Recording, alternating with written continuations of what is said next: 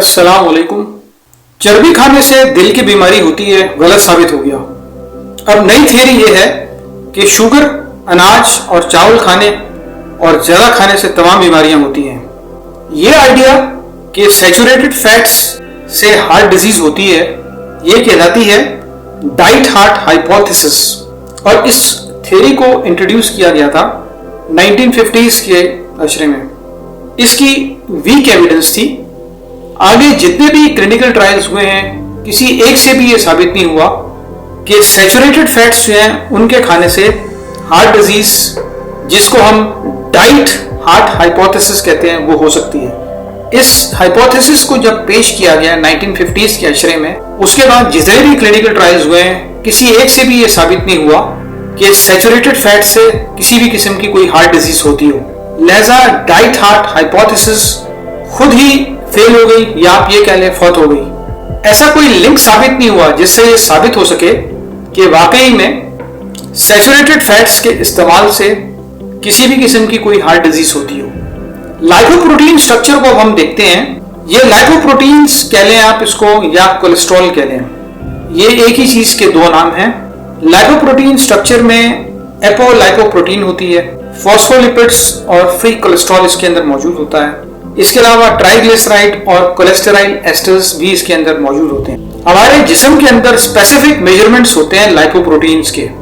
ये लाइपोप्रोटीन्स के जो मेजरमेंट्स होते हैं, ये दरअसल क्या कहलाते हैं? ये वही टेस्ट होते हैं जो रोजमर्रा लेबोरेटरीज में होते रहते हैं। मिसाल के तौर पे इसमें शामिल होता है टोटल कोलेस्ट्रॉल, ट्राइग्लिसराइड्स, मुख्तलिफ किस्मों के कोलेस्ट्रॉल जैसे कि high density lipoprotein HDLC, low density lipoprotein LDL। इसके अलावा एक स्पेसिफिक टेस्ट होता है लाइपोप्रोटीन A के नाम से। इस टेस्ट से ये साबित होता है कि increase risk for heart disease है या नहीं है। अगर लाइपोप्रोटीन A के लेवल्स बॉडी में हाई हैं तो हार्ट डिजीज का जो रिस्क है वो बहुत ज्यादा बढ़ जाएगा। लाइपोप्रोटीन A की नॉर्मल रेंज जो हमारे बॉडी में होती है वो 30 मिलीग्राम पर डेसीलीटर होती है, यानी कि 30 मिलीग्राम पर डेसीलीटर। अच्छा, यहाँ थोड़ा सा समझ लेते हैं हम LPIR क्या चीज है। इसमें दो चीजें हैं, एक तो LPIR स्कोर होता है, एक LPIR इंडेक्स होता है, और एक तीसरी चीज भी होती है LPIR टेस्ट। चीजों का मैं थोड़ा थोड़ा फर्क आपको समझा देता हूँ। LPIR तो एक स्कोर है। ये स्कोर इसलिए कहलाता है क्योंकि इसमें कॉम्बिनेशन होते हैं 6 लाइपोप्रोटीन सब क्लास मेजर्स के। 6 लाइपोप्रोटीन की जो सब क्लासेस हैं, इनकी मेजरमेंट्स इसमें शामिल होती हैं। और इसमें ये हमें कंसंट्रेशन बताता है बॉडी के अंदर large VLDL, large HDL, small LDL particles, और उनके जो मीन साइजेस होते हैं VLDL, LDL और HDL पार्टिकल्स के, वो सब चीजें इसमें शामिल होती हैं। अच्छा, इसमें जो अहम चीज मैं आपको बता दूं, LPIR स्कोर की जब हम बात करते हैं तो ये इसकी रेंज जो है वो अगर 0 हो तो इसका मतलब है बॉडी जो है वो मोस्ट इंसुलिन सेंसिटिव है। अगर इसका स्कोर 100 हो तो इसका मतलब है मोस्ट इंसुलिन रेजिस्टेंट स्कोर है। ये तो LPIR स्कोर हो गया। अब हम बात करते हैं what is lipoprotein insulin resistance index. LPIR index क्या चीज होती है? LPIR इंडेक्स मेजरमेंट करता है इंसुलिन रेजिस्टेंस की।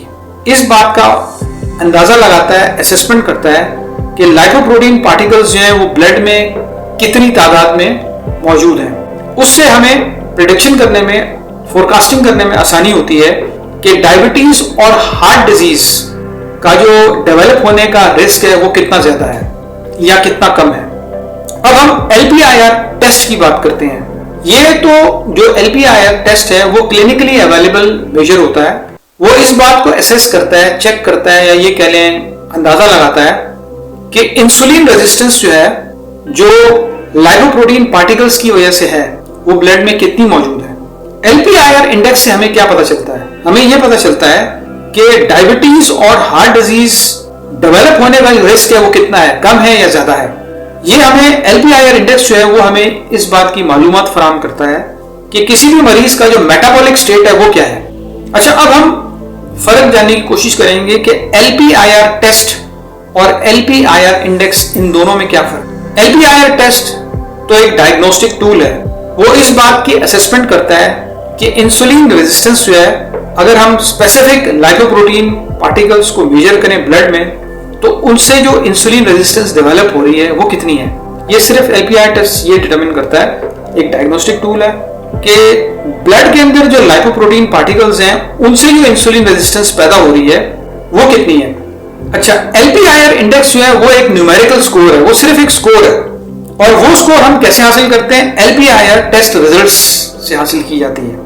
वो बाकायदा क्वांटिफाई करता है, इस बात की क्वांटिटी का अंदाजा लगाता है कि लेवल ऑफ इंसुलिन रेजिस्टेंस जो है वो बॉडी में कितनी मौजूद है, और उससे ये पता लगेगा कि डायबिटीज और हार्ट डिजीज का रिस्क जो है वो बॉडी में किस लेवल पे मौजूद है, क्या वो कम है, दरमियाने लेवल पे है या ज्यादा लेवल पे है।